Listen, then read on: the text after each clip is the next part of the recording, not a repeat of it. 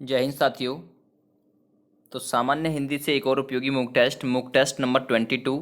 Number of questions दोस्तों वैसे तो रखे गए हैं आपके 37, लेकिन दोस्तों इस वीडियो में आप सभी को विद फैक्ट लगभग 50 क्वेश्चंस कवर कराए जाएंगे। ठीक है, मुक टेस्ट नंबर 22 है। टाइम दिया हुआ है दोस्तों 20 मिनट का। तो मेरे समझाने में दोस्तों 2 या 4 मिनट ऊपर भी हो सकते हैं। ठीक है, लेकिन आपको जो समय दिया जाएगा वो 20 ही मिनट का दिया जाएगा, क्योंकि 37 क्वेश्चन दोस्तों आप लोगों को कवर करने हैं मात्र। ठीक है, मुझे फैक्ट के साथ में आपको दोस्तों 50 क्वेश्चन के करीब कवर कराने हैं। दोस्तों रोजाना आप सभी को एक उपयोगी मुक टेस्ट दिया जाता है और पीडीएफ भी इसकी फ्री ऑफ कॉस्ट दी जाती है दोस्तों। ठीक है, यदि आप चाहते हैं कि हम इसे बाद में करें तो पीडीएफ डाउनलोड कर लीजिए और बाद में भी आप इसे कर सकते हैं। दोस्तों ऐसे ही लेटेस्ट वीडियोज़ रोजाना पाने के लिए आज ही हमारे यूट्यूब चैनल को सब्सक्राइब कीजिएगा, थोड़ा सपोर्ट भी करिएगा। चलिए, सबसे पहला क्वेश्चन है यहाँ पर, मनुष्य की सार्थक व्यक्तवाणी को क्या कहते हैं। दोस्तों ये video UPSI, UP police, jail warden, SSC GD, lower PCS, इन सभी एग्जाम्स के लिए काफ़ी खास होगी, जहाँ भी दोस्तों हिंदी पूछी जाती है। तो मनुष्य की सार्थक व्यक्तवाणी को दोस्तों क्या कहते हैं। यदि आपने जवाब दिया है बी ऑप्शन भाषा, तो बिल्कुल सही आंसर दोस्तों आपका हो जाएगा। दोस्तों संस्कृत के भास शब्द से निर्मित है। ठीक है, ये जो भास है ना, ये भास, ये वाला इस धातु से निर्मित है दोस्तों, ये जो भाषा शब्द है। ठीक है, संस्कृत के भास धातु से निर्मित है भाषा शब्द, जिसका अर्थ होता है वाणी को व्यक्त करना। ठीक है, तो मनुष्य की सार्थक व्यक्त वाणी को दोस्तों क्या कहते हैं, हम भाषा कहते हैं। ठीक है दोस्तों, भाषा के द्वारा मानव, ठीक है, अपने भावों, विचारों तथा भावनाओं को व्यक्त कर सकता है, यानी दूसरे को बता सकता है। ठीक है, प्रत्येक भाषा की दोस्तों अपनी प्रकृति और आंतरिक गुण और अवगुण भी होते हैं। तो सबसे पहला आपका दोस्तों क्वेश्चन कवर हो गया। भाषा के दो रूप होते हैं, एक कथित होता है, दूसरा लिखित होता है। ठीक है, चलिए अब अगला क्वेश्चन हम देखते हैं, कितने लोग सही से आंसर इसका कर पाएंगे। भाषा के कितने भेद होते हैं, अभी मैंने आपको बताया था दोस्तों, भाषा के कितने भेद होते हैं। याद रखिएगा दोस्तों, भाषा के दो भेद होते हैं, एक होता है कथित, दूसरा होता है दोस्तों लिखित। ये दो होते हैं, कथित दूसरा लिखित। और वहीं दोस्तों भाषा के अंग की बात करें तो भाषा के अंग होते हैं वाक्य, शब्द एवं मूल ध्वनियाँ। ठीक है, जिनका अध्ययन विवेचन व्याकरण में होता है, वो क्या कहलाते हैं दोस्तों, भाषा के अंग कहलाते हैं। यहाँ पर भाषा के आपको पूछें भेद, याद रखिएगा। चलिए अगला क्वेश्चन हम कवर करेंगे, क्वेश्चन नंबर आपके लिए 3। ये दोस्तों आपका वर्णमाला से रहेगा। ये जो ए है, छोटी ई, बड़ा ऊ, ठीक है, और ये रे से ऋषि, दोस्तों इन्हें हम क्या कहते हैं, इन्हें मैं आपको पहले पढ़ा चुका हूँ कि इन्हें क्या कहते हैं, हर्ष स्वर कहते हैं, दीर्घ स्वर कहते हैं, प्लतु स्वर कहते हैं। तो दोस्तों इन्हें हर्ष स्वर कहते हैं। इनके लिए जब आप मात्रा काउंट करेंगे ना किसी दोहे में, तो एक मात्रा काउंट करते हैं। और जो बड़े बड़े वाले जो स्वर होते हैं, मैंने आपको दीर्घ स्वर बताए थे, वो कौन कौन से थे, याद रखिएगा। आ, ठीक है, ये जो बड़ी वाली ई है वो एक, ये मतलब ऊ बड़ा वाला, ये ए, ये दोस्तों ये वाली ए एक, ओ, और ओ के बाद में दोस्तों एक होता ओ। तो ये कुल मिलाकर कितने होते हैं, 3 3 6 और एक 7 होते हैं दोस्तों। ठीक है, तो दीर्घ स्वर इन्हें बोलते हैं। ह्रस्व स्वर कितने होते हैं, 4 होते हैं। दीर्घ स्वर दोस्तों 7 होते हैं। कुल मिलाकर स्वर कितने होते हैं, 11। मूल रूप से पूछे जाए तो दोस्तों ये मूल रूप से 7 स्वर आपके दोस्तों होते हैं। तो ये भी आपसे पूछा जा सकता है। चलिए नेक्स्ट क्वेश्चन हम देखेंगे। अगला क्वेश्चन है दोस्तों, वे और फे ये कौन से व्यंजन हैं। वे और फे ये कौन से व्यंजन हैं, बहुत ही उपयोगी ये वीडियो है आप सभी के लिए। सवाल नंबर 4, वे और फे ये कौन से व्यंजन हैं। दोस्तों याद रखिएगा, वे और फे दंतोष्ठ्य व्यंजन है, यानी कि ए ऑप्शन बिल्कुल इसका सही आंसर हो जाएगा, दंतोष्ठ्य। अब ये दंतोष्ठ्य कौन से होते हैं दोस्तों, निचले होठों और ऊपर के दांतों से जो आवाज निकलती है दोस्तों, जो व्यंजन बोला जाता है, वो क्या होता है दोस्तों, दंतोष्ठ्य की कैटेगरी में आता है। ठीक है, अब दंतोष्ठ्य हो गए, वैफ है। अब नासिक्य के बाद मतलब सुन लीजिए, जो नासिका जो नाक से बोले जाते हैं वो कौन कौन से हैं। तो याद रखिएगा, एक तो दोस्तों ये होता है ण, ठीक है, एक ये अंगा वाला ए ये होता है। ठीक है, एक ये होता है नासिक्य, एक न, और एक होता है दोस्तों मैं, ये नासिक्य हो गए। अब ओष्ठ्य की बात कर लें, पे, फे, बे, भे और मैं, दोस्तों जिनकी आवाज दोनों होठों से निकलती है वो ओष्ठ्य होते हैं। ठीक है, यानी कि पे, फे, बै, भय और मैं, ये आपके ओष्ठ हो गए। वहीं दोस्तों वृत्त की बात कर लें, वृत्त की, तो ये सै, जय, रे, ल, यानी जिनकी आवाज दंत मूल से, जहां ऊपर का मसूड़ा दांत से मिलता हो, उससे निकलती हो, तो दोस्तों वर्ष व्यंजन वो कहलाते हैं। चलिए अब नेक्स्ट हम कवर करेंगे अगला, निम्न में से तद्भव शब्द कौन सा है। क्वेश्चन नंबर 5, तद्भव आप सभी को बताना है कि इनमें से तद्भव शब्द कौन सा है, सवाल नंबर 5। तो दोस्तों इसका राइट आंसर हो जाएगा तद्भव, आप सभी को पहचान के बताना है। तो तद्भव बोलते हैं दोस्तों जो अब बोले जा रहे हैं शब्द, यानी कि अंजुली जो शब्द है ना वो तद्भव है, ठीक है। बाद बाकी ये क्या है दोस्तों, ये तीनों तत्सम लिखे हुए हैं। अब ये तीनों तत्सम है किस किस के, देखिएगा देखिएगा तत्सम सॉरी तद्भव में कहते हैं अंजुली और तद्भव में कहते हैं अंजलि, ठीक है, तो याद रखिएगा। और ये जो अंकुर है ना दोस्तों, अंकुर, ये जो अंकुर है इसके लिए तद्भव क्या बनेगा, मैं आप सभी को बता दूं। देखिए अंकुर के लिए जो बनेगा वो बनेगा याद रखिएगा अंकुखा, ठीक है, अंक हुआ।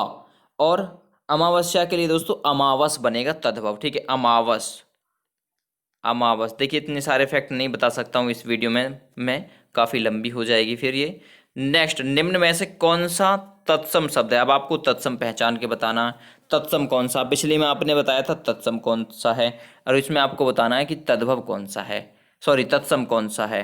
चलिए क्वेश्चन नंबर 6 है दोस्तों, इसमें अकेला जो है वो कैसा है, अकेला तद्भव है, अहीर ये भी तद्भव है, अर्पण ये भी दोस्तों तद्भव है, लेकिन आखेड़ जो है यानी कि डी ऑप्शन, बिल्कुल दोस्तों ये तत्सम के फॉर्म में लिखा हुआ है, ठीक है। अकेला के लिए दोस्तों जो तत्सम होगा वो होगा एकल, ठीक है। अहीर के लिए आभीर हो जाएगा तत्सम, और अर्पण मतलब अर्पण के लिए हो जाएगा ये वाला अर्पण, ठीक है, ये तत्सम में होता है। और ये दोस्तों तद्भव में लिखे हुए हैं तीनों ऑप्शन, ठीक है।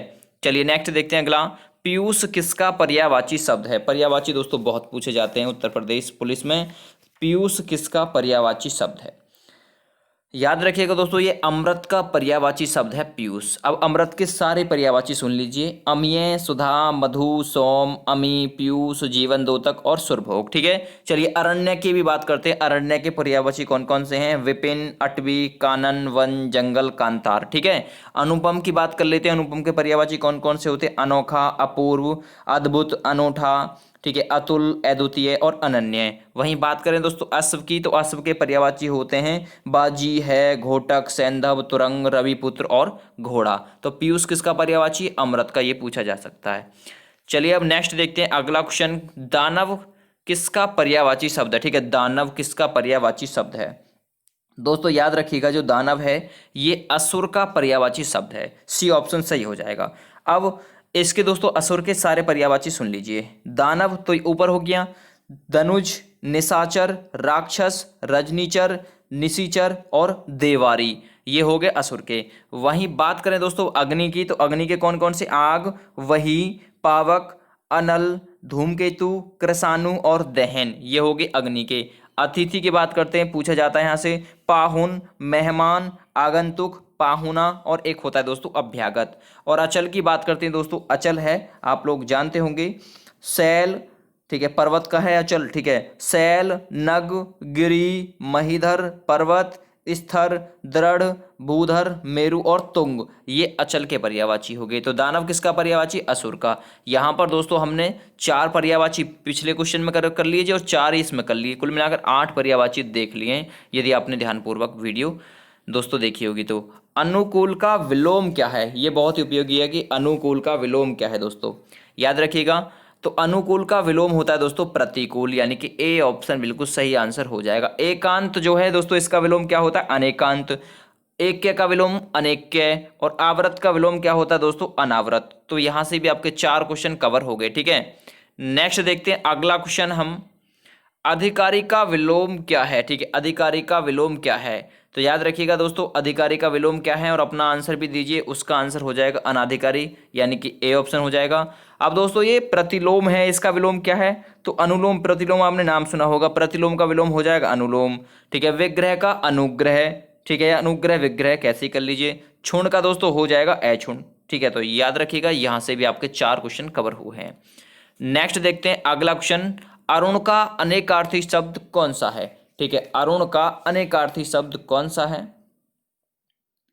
याद रखिएगा दोस्तों। तो अरुण का दोस्तों अनेकार्थी शब्द है लाल, यानी कि ए ऑप्शन बिल्कुल सही आंसर हो जाएगा। ठीक है, अब अरुण के दोस्तों सारे अनेकार्थी शब्द सुन लीजिए। गुलाबी, लाल, सूर्य, सिंदूर, सूर्य का सारथी। ठीक है, तो अरुण के ये सारे के सारे पर्यायवाची हैं, सॉरी पर्यायवाची नहीं, अनेकार्थी शब्द हैं। चलिए सूर्य के सुन लीजिए। सूर्य के अनेकार्थी शब्द कौन कौन से हैं? अर्क, मदार का पौधा, इत्र, स्फटिक, काढ़ा, निष्कर्ष, सूर्य और किरण, ये हो गए सूर्य के।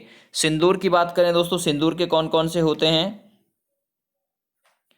तो दोस्तों सिंदूर जो है ये अरुण का ही होता है। ठीक है, अरुण का ही दोस्तों अनेकार्थी शब्द होता है, यानी कि सूर्य और ये सभी बिल्कुल इसका सही आंसर हो जाएगा। डी ऑप्शन है इसका आंसर, ए नहीं है। ठीक है, क्योंकि सूर्य, सिंदूर और लाल ये सब अरुण के अनेकार्थी शब्द होते हैं। ठीक है दोस्तों, चलिए नेक्स्ट देखिएगा, अगला क्वेश्चन हम करेंगे। बिना हल जोते उगने वाली फसल के लिए एक, यानी बिना हल जोते उगने वाली, ठीक है ये ज्योति नहीं है, ये बिना हल जोते उगने वाली फसल के लिए दोस्तों एक शब्द क्या कहेंगे? ठीक है, तो याद रखिएगा दोस्तों, उसके लिए कहेंगे अकृष्ट पश्या, यानी कि ए ऑप्शन सही हो जाएगा। दोस्तों अकृष्ट पूर्वा किसके लिए कहते हैं? जो भूमि पहले से जोती गई हो उसके लिए क्या कहेंगे? अकृष्ट पूर्वा। और अकृष्ट पश्या दोस्तों जो बिना हल, मतलब बिना हल जोतने वाले या उसमें फसल उग रही है, तो दोस्तों उसे क्या कहेंगे? अकृष्ट पश्या। ठीक है, एकथ्य के लिए दोस्तों एक शब्द मतलब किसके लिए बोला गया? एकथ्य, जो कुछ ना कहे और जिससे कुछ कहा ना जा सके, तो उसके लिए दोस्तों क्या कहेंगे? एकथ्य। ये एकतार दोस्तों किसके लिए बोला जाता है? एक शब्द याद रखिएगा, जो घबराने वालों में से ना हो उसके लिए बोलते हैं दोस्तों एकतार। क्लियर हो गया? चलिए नेक्स्ट देखते हैं अब 30 नंबर, अंगद का भिन्नार्थी शब्द क्या है? ठीक है, ये भी पूछा जाता है कि अंगद का भिन्नार्थी शब्द क्या है। भिन्नार्थी शब्द भी यूपी पुलिस एग्जाम में और यूपीएसआई एग्जाम में पूछे जाते हैं। तो दोस्तों याद रखिएगा, ये जो अगद है ना, एक तो अंगद होता है अंगद, ठीक है, तो उसका भिन्नार्थी शब्द क्या होता है? उसका होता है बाजूबंद और बालिक का पुत्र। ठीक है, तो ये तो अंगद हो गया। लेकिन अगर अगद आ जाए तो दोस्तों उसका भिन्नार्थी शब्द होता है रोग। ठीक है, रोग रहित। ठीक है, याद हो गया। अब दोस्तों जिसका मतलब जहां तक कोई भी ना पहुंच सके, जहां कोई ना पहुंच सके, उसके लिए क्या कहते हैं दोस्तों? उसके लिए कहते हैं अगम। उसके लिए भिन्नार्थी शब्द हो जाएगा अगम। ठीक है, और शास्त्र के लिए दोस्तों क्या बोलते हैं? आगम। याद रखिएगा, आगम। शास्त्र के लिए आगम, जो मतलब जहां कहीं या फिर जो कोई पहुंच ना सके तो उसके लिए अगम। बाजूबंद या बाली के पुत्र के लिए दोस्तों अंगद कहते हैं। और रोग रहित किसके लिए कहते हैं दोस्तों? भिन्नार्थी शब्द हो जाएगा अगद का। नेक्स्ट देखिएगा, निम्न में से कौन सा वाक्य का शुद्ध रूप है? ठीक है, इनमें से कौन सा वाक्य बिल्कुल शुद्ध रूप से लिखा हुआ है, ये आप सभी लोगों को दोस्तों बताना है कि कौन सा वाक्य इनमें से शुद्ध है। 3 अशुद्ध हैं। देखिए, महात्मा गांधी के संदेशों से देश सर्वाधिक प्रभावित हुआ। ठीक है, चलिए, मैं तुमसे रविवार के दिन मिलूंगा। अब रविवार के दिन मिलूंगा, रविवार को कह देता मैं तुमसे रविवार को मिलूंगा, तो ये गलत हो गया। विंध्याचल पर्वत हरा भरा हो गया। ठीक है, विंध्याचल पर्वत हरा भरा हो गया। चलिए अगला, तुम 20 तारीख को कहाँ रहोगे? ठीक है, देखिए विंध्याचल पर्वत हरा भरा हो गया, ये भी वाक्य शुद्ध नहीं है। और यहाँ पर देखिएगा, ये है महात्मा गांधी के संदेशों से सर्वाधिक प्रभावित हुए। अब संदेश ही बोल देते, संदेशों बोलना कोई जरूरी था, तो ये बिल्कुल गलत हो जाएगा। तुम 20 तारीख को कहाँ रहो, मतलब कहाँ रहोगे, ये ऑप्शन बिल्कुल सही आंसर इसका हो जाएगा। नेक्स्ट देखिएगा, नर का स्त्रीलिंग क्या होगा? दोस्तों नर का स्त्रीलिंग, ठीक है, आपसे ये भी पूछ सकता है। चलिए, बिल्कुल इस शुद्धवर्तनी भी होती है और इसमें बिल्कुल स्त्रीलिंग भी पूछा जाता है। तो नर का स्त्रीलिंग आपको दिख गया होगा, नारी होता है। चलिए नेक्स्ट देखिएगा, अगला क्वेश्चन हम कवर करेंगे, प्राण में कौन सा वचन है? दोस्तों वचन की पहचान के लिए मेरा और मेरी लगाकर देखिएगा, आपको पहचान हो जाएगी। वाक्य अगर मेरे से बने, मेरा, मेरी और मेरे, ठीक है, अगर वाक्य मेरे से बने तो बहुवचन, और वाक्य मेरी से और या फिर मेरा से बन जाए तो दोस्तों एक वचन होगा। जैसे कि यहाँ पर प्राण है, तो प्राण के लिए क्या बोलते हैं? मेरा प्राण बोलते हैं? नहीं। मेरी प्राण? नहीं, आप बोलते हैं मेरे प्राण। तो वाक्य मेरे से बना तो कैसा है? बहुवचन है, इसलिए बी ऑप्शन सही आंसर हो जाएगा। नेक्स्ट देखिएगा, मोहन मैदान में खेल रहा है, इसमें कौन सा कारक है? कारक दोस्तों 8 प्रकार के होते हैं, 8 के नाम सुन लीजिए, कर्ता, कर्म, करण, संप्रदान, अपादान, संबंध और अधिकरण, और लास्ट होता है संबोधन कारक। ठीक है, सभी की मतलब कारक विभक्ति भी सुन लीजिए। कर्ता ने, कर्म को इसमें मिलेगा, को किसके साथ में मिलेगा? कर्म के साथ में। करण से या के कारण, संप्रदान की कारक विभक्ति हो को या के लिए, अपादान की से या अलगाव या दूरी, ठीक है, संबंध का की के रे रारी रे ठीक है। अधिकरण मैं, परे, पर, नीचे, ऊपर, भीतर, ठीक है। और संबोधन हे, अरे, ए, हो और दोस्तों हाय। अब कारक 8 प्रकार के होते हैं। तो मोहन मैदान में खेल रहा है, यानी कि मैं किसकी कारक विभक्ति है दोस्तों, याद रखिएगा। मैं जो है ये अधिकरण, ठीक है। मैदान में खेल रहा है तो यानी कि एक तो भीतर खेल रहा है, ठीक है, मैदान में, और एक मैदान को उसने अपने अधिकार में कर रखा। तो याद रखिएगा दोस्तों, अधिकरण कारक यहाँ पर सही आंसर यदि आपने दिया है तो बिल्कुल सही हो गया। नेक्स्ट अगला, लखनऊ में कौन सी संज्ञा है? लखनऊ में, ठीक है दोस्तों, कौन सी संज्ञा है? संज्ञा से भी दोस्तों एक क्वेश्चन पूछा जाता है, सर्वनाम से भी एक क्वेश्चन सभी से पूछा जाता है। तो लखनऊ में कौन सी संज्ञा दोस्तों? व्यक्तिवाचक संज्ञा, क्योंकि लखनऊ एक है, ठीक है। और ये पर्सनली इंडिकेट कर रहा है, जहां जहां पर जिसको पर्सनली इंडिकेट किया जाएगा वो व्यक्तिवाचक की कैटेगरी में आएगा। अगला, हमारा में कौन सा सर्वनाम है? दोस्तों मैंने आपको सर्वनाम पढ़ाए थे, तो मैंने आपको बताया था मैं और हम, ठीक है, तुम और आप, वे, अन्य, वह है, ठीक है, ये अन्य में आएंगे। तो भाई आपको पता होगा ये सब किस में आते हैं, ये सब पुरुषवाचक में आते हैं, ठीक है। पुरुषवाचक दोस्तों आपका 3 प्रकार का होता है। एक होता है उत्तम पुरुष, दूसरा मध्यम और तीसरा अन्य पुरुष, ठीक है। अब हमारा अगर ये ऑप्शन में दिया हुआ था पुरुषवाचक, तो आप पुरुषवाचक लगा देते भाई हमारा में, ठीक है। लेकिन यहाँ पर आपसे पूछा है पुरुषवाचक के भी भीतर, तो हमारा में दोस्तों कौन सा? मैं और हम दोस्तों किस में आते हैं? मैं और हम ये आते हैं उत्तम पुरुष में। तुम और आप किस में आते हैं दोस्तों? मध्यम पुरुष में। ये, वे, अन्य, जब हमारा आप मिलकर दोस्तों किसी अन्य के बारे में बात करें तो वो किस में आएगा? अन्य पुरुष में। तो हमारा यानी कि मैं और हम और उसकी कारक विभक्ति किस में आता है दोस्तों? याद रखिएगा उत्तम पुरुष में। तो इसमें राइट आंसर हो जाएगा उत्तम पुरुष, ठीक है। नेक्स्ट देखिएगा अगला क्वेश्चन, लंबा में कौन सा विशेषण है? ठीक है, लंबा है कोई, तो उसमें कौन सा विशेषण हो गया दोस्तों? विशेषण 4 प्रकार के होते हैं, गुणवाचक, संकेत, संख्या, परिमाणवाचक विशेषण, ठीक है। तो याद रखिएगा लंबा है तो वही उसका कोई गुण ही होगा, वो लंबा है, तो इसीलिए ए ऑप्शन बिल्कुल सही आंसर हो जाएगा यदि आपने ए लगाया है तो। नेक्स्ट, बैठना कैसी क्रिया है दोस्तों? क्रिया की पहचान आप कैसे करेंगे? क्या या किसको लगाकर? यदि आपको जवाब मिला तो क्रिया सकर्मक हो गई, ठीक है। यदि आपको जवाब नहीं मिला तो ये सोच लीजिए क्रिया कैसी है? अकर्मक है, ठीक है। अब दोस्तों कर्म जाति रचना के आधार पर क्रिया के 2 भेद होते हैं, अकर्मक और सकर्मक। अब याद रखिएगा बैठना, ठीक है। अब बैठना क्रिया है, बैठना से सवाल करके देखिए क्या बैठना, कुछ जवाब मिल रहा? किसको बैठना? नहीं मिल रहा। और यहीं अगर ये होता पढ़ना, ठीक है, क्या पढ़ना? अब क्या पढ़ना से आपको मिल जाएगा किताब पढ़ना, ठीक है, उपन्यास पढ़ना, अखबार पढ़ना। यदि हमने पढ़ना के साथ में क्या या किसको से जवाब लगाया, मतलब इससे सवाल किया, तो जवाब मिलने के चांस है। लेकिन बैठना, क्या बैठना? बैठना तो बैठना ही है, यानी कि अकर्मक क्रिया है, ठीक है। नेक्स्ट देखिएगा अगला क्वेश्चन है, मैं विद्यालय जा रहा हूँ वाक्य में कौन सा काल है? ठीक है, मैं विद्यालय जा रहा हूँ, अभी जा रहा है, कार्य पूरा नहीं हुआ। तो जब कार्य पूरा नहीं हुआ, मैं विद्यालय जा रहा हूँ, तो ये हो जाएगा दोस्तों तत्काल में काम चल रहा है, तत्कालिक वर्तमान हो जाएगा, बी ऑप्शन सही आंसर इसका हो जाएगा। नेक्स्ट देखिएगा, आपको पता है काल 3 प्रकार के होते हैं, वर्तमान, भूत, भविष्य।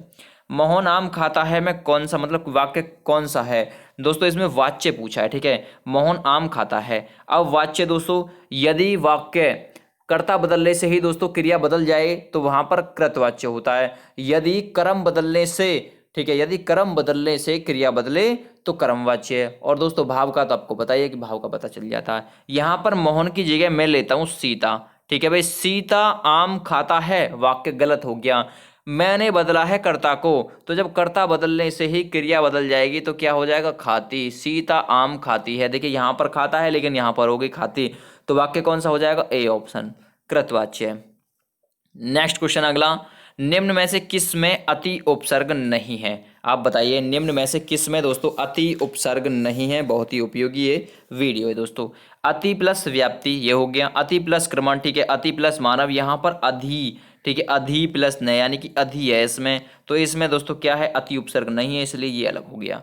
नेक्स्ट देखिएगा अगला क्वेश्चन, निम्न में से किस में अक प्रत्यय नहीं है? तो आपको इसमें बताना है दोस्तों प्रत्यय, इसमें अक प्रत्यय आपको बताना है कि अक प्रत्यय कौन से में नहीं है। प्रत्यय दोस्तों 2 प्रकार के होते हैं, एक होता है कृदंत प्रत्यय और दूसरा तद्धित प्रत्यय, याद रखिएगा। तो निम्न में से कौन से में नहीं है? जा तक, ठीक है बिल्कुल अक प्रत्यय इसमें, ठीक है। पावक यानी पौ प्लस अक है प्रत्यय, लेखक लेख प्लस अक यानी कि दोस्तों इसमें भी है, लेकिन चालाक में नहीं है। अब चालाक में दोस्तों कौन सा प्रत्यय है ये मैं आपको बता दूं, चालाक में है आक प्रत्यय, ठीक है, अक नहीं है इसमें, आक प्रत्यय है ये वाला, ठीक है। नेक्स्ट देखिएगा अगला क्वेश्चन, क्वेश्चन नंबर आपके लिए 26, महिष में कौन सी संधि है दोस्तों? एक मात्रा के पहचानने से, ठीक है, यदि एक ये मात्रा आपको देखने के लिए मिल जाती है तो आंख मीच कर लगा दीजिएगा। देखिए इसमें बड़ी ई की मात्रा है। अब जब बड़ी ई की मात्रा आपको देखने के लिए मिल जाए ना तो डायरेक्ट लगा दीजिएगा दीर्घ संधि, ठीक है। और कथनों पर भी विचार कीजिएगा कि कोई और तो नहीं बन सकता है। यदि नहीं बन सकता तो फिर दीर्घ संधि इसका राइट आंसर हो जाएगा 26 नंबर का ए ऑप्शन, ठीक है। नेक्स्ट, दिनानुदिन में कौन सा समास है? बहुत ही उपयोगी है। दिनानुदिन में कौन सा समास है दोस्तों? संधि के बारे में सुन लीजिए। संधि 3 प्रकार की होती है, स्वर संधि, व्यंजन संधि और विसर्ग संधि। इनमें से दोस्तों जो आप याद रखिएगा स्वर संधि है, ठीक है, ये स्वर संधि 5 प्रकार की होती है। दीर्घ संधि, ठीक है, यण संधि, अयादि संधि, वृद्धि संधि और एक होता है दोस्तों गुण संधि, ठीक है, याद हो गया। चलिए, तो दिनानुदिन में कौन सा समास है दोस्तों? समास आपके 6 प्रकार के होते हैं। समास जो है वो कितने प्रकार के होते हैं? 6 प्रकार के। सुन लीजिए प्रकार: अव्ययी भाव, तत्पुरुष, ठीक है, कर्मधारय, द्विगु, बहुब्रीहि और द्वंद्व समास। तो दिनानुदिन में दोस्तों कौन सा है? देखिए, दिनानुदिन, समक्ष, यथा रुचि, आजन्म, यथाविधि, दिनानुदिन, निर्भय, प्रत्यंग, प्रत्यय, परोक्ष, अपमानक्षक, ठीक है, प्रत्युपकार। इन सभी में दोस्तों कौन सा हो जाएगा? इन सभी में होता है अव्ययी भाव समास, यानी कि ए ऑप्शन सही आंसर इसका हो जाएगा। नेक्स्ट देखिएगा अगला, निम्न में से कौन सा दोस्तों यहाँ पर आपको बताना है, इनमें से कौन सा अल्प विराम है? अल्प विराम, ठीक है, अल्प विराम आपको बताना है। यहाँ पर थोड़ी टाइपिंग में मिस हुआ है। तो निम्न में से कौन सा अल्प विराम है दोस्तों? याद रखिएगा, ए अल्प विराम है, अर्ध विराम या उपविराम पूछे, ठीक है, तो उपविराम दोस्तों ये होता है, सॉरी ये एक मिनट, उपविराम दोस्तों ये वाला होता है, याद रखिएगा। और आपका जो नीचे वाला है दोस्तों वो विस्मादि मतलब विस्मादि का होता है, विस्मादि बोधक का। और उपविराम या मतलब उपविराम या अपूर्ण विराम का आपका ये होता है। और ये होता है दोस्तों अर्ध विराम का, ठीक है। अर्ध का ये हो गया उप का, और अपूर्ण का दोस्तों ये आपका हो गया, और ये हो गया दोस्तों इसमें अल्प विराम। नेक्स्ट देखिएगा अगला, अकल बड़ी या भैंस मुहावरे का क्या अर्थ? ठीक है, अकल बड़ी है या भैंस, ठीक है, तो इसका यदि आपने आंसर दिया है ए ऑप्शन, जैसे कि शारीरिक शक्ति की तुलना में बौद्धिक शक्ति का श्रेष्ठ होना, तो बिल्कुल सही आंसर हो जाएगा। नेक्स्ट देखिएगा अगला, बतरस लालच लाल की मुरली धरी लुकाए, सोहें करें भौहें हंसें, देन कहे नटी जाए, में कौन सा रस है? ठीक है दोस्तों, आपको पता है कि रस 11 तक हो सकते हैं। रस आपके कितने होते हैं? मुझे कमेंट करके बता दीजिए एक बार कि रस कितने होते हैं। चलिए, इसमें दोस्तों कौन सा रस है? रस 11 नहीं होते, रस होते 9, ठीक है, वो स्थायी भाव हैं दोस्तों जो 11 तक पहुंच जाते हैं, ठीक है। चलिए, मूल रूप से जो रस होते हैं ना वो 9 ही माने गए हैं, स्थायी भावों की संख्या भी 9 ही मानी गई है, ठीक है। स्थायी भाव ही दोस्तों रस का आधार है। एक रस के मूल, ठीक है, रस के मूल में एक स्थायी भाव रहता है, अतएव रसों की संख्या 9 है, ठीक है, जिन्हें नवरस कहा जाता है। लेकिन दोस्तों कुछ विद्वान ने 2 और भावों यानी कि जो वात्सल्य और भगवत विषयक रति को स्थायी भाव की मान्यता दी है। इस प्रकार स्थायी भावों की संख्या 11 तक पहुंच गई है, ठीक है, यदि याद रखिएगा। तो इसमें कौन सा हो जाएगा दोस्तों? बतरस लालच लाल की, इसमें आपका जो रस हो जाएगा ये हो जाएगा दोस्तों संयोग, मतलब संयोग श्रृंगार रस, ठीक है, संयोग श्रृंगार। तो संयोग तो ऑप्शन में दिया नहीं है, लेकिन श्रृंगार तो दिया है, तो इसलिए ये ऑप्शन बिल्कुल सही आंसर इसका हो जाएगा। नेक्स्ट अगला, चौपाई में कुल कितनी मात्राएं होती हैं? भाई चौपाई में बताइए, चौपाई में कुल कितनी मात्रा होती है? चौ का आंकड़ा आ रहा है, यानी 4 चौक 16, 4 मैंने आपको बताया था 4 चौक 16, यानी कि 16 मात्राएं दोस्तों चौपाई में आपकी होती हैं, ठीक है दोस्तों।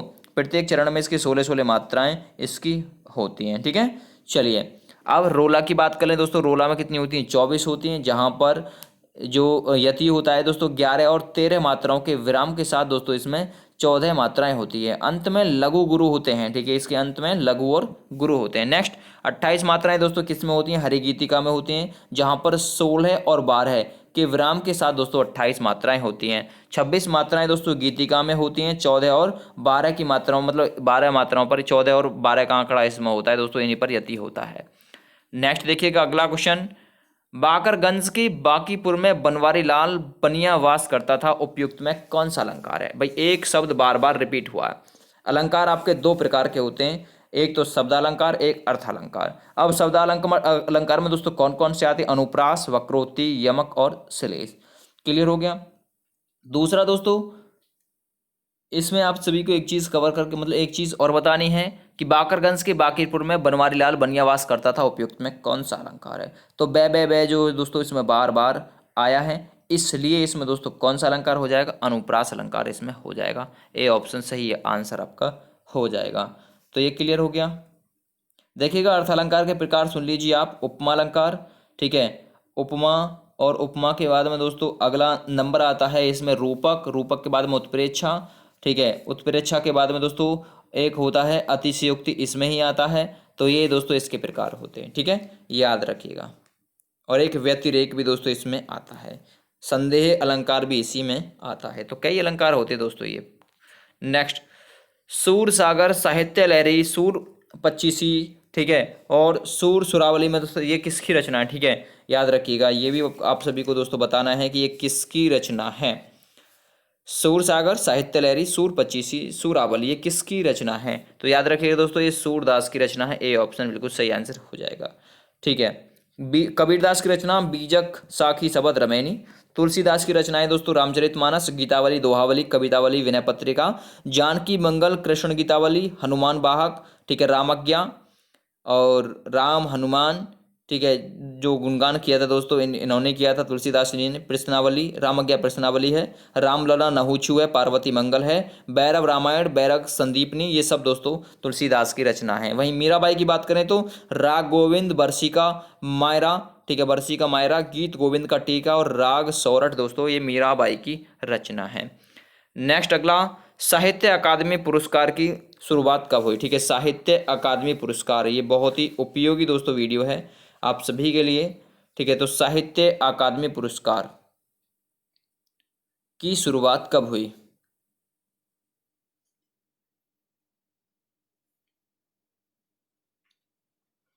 दोस्तों साहित्य अकादमी पुरस्कार की शुरुआत 12 मार्च 1954 को हुई थी। ए ऑप्शन सही ऑप्शन हो जाएगा, ठीक है दोस्तों। इसमें अब जो वर्तमान में दोस्तों राशि दी जा रही है 1 लाख रुपए की राशि दी जा रही है 2009 के बाद से, ठीक है। और साहित्य अकादमी का प्रथम पुरस्कार 1954 में घोषणा करने के बाद में 1955 में दिया गया था। क्लियर हो गया। यह जो दिया जाता है दोस्तों, ये अवार्ड जो दिया जाता है साहित्य अकादमी द्वारा प्रतिवर्ष अपने प्रदत्त भारत में मतलब अपने द्वारा भारतीय जो भाषाएं होती है दोस्तों उनमें अहम योगदान देने के लिए, ठीक है, सर्वोत्कृष्ट साहित्य कृति प्रदान करने के लिए पुरस्कार दिया जाता है। नेक्स्ट अगला क्वेश्चन है, इनमें से किसका उपनाम एक भारतीय आत्मा है? ठीक है, भारतीय आत्मा, इनमें से किसका उपनाम भारतीय दोस्तों आत्मा है? बहुत ही उपयोगी है। इनमें से आपको नाम बताना है कि किसका उपनाम भारतीय आत्मा है। ये वीडियो यदि आपको पसंद आए तो प्लीज़ लाइक ज़रूर करिएगा इस वीडियो को। देखिएगा दोस्तों, माखनलाल चतुर्वेदी का नाम, ठीक है, माखनलाल चतुर्वेदी का उपनाम दोस्तों भारतीय आत्मा है, ठीक है। किशोरीदास वाजपेयी को हिंदी का पाणिनि कहते हैं। वियोगी हरि का वास्तविक नाम हरि प्रसाद द्विवेदी है, ठीक है। जयशंकर प्रसाद का इरावती उपन्यास अधूरा है और प्रेमचंद का उपन्यास मंगलसूत्र भी दोस्तों अधूरा है। अगला क्वेश्चन हम करवक रहेंगे दोस्तों, इनमें से कौन सा शब्द शुद्ध है? ठीक है, शुद्ध आपको बताना है, ठीक है भाई। 3 गलत लिखे हुए होंगे, एक ही शुद्ध होगा, इनमें से कौन सा है?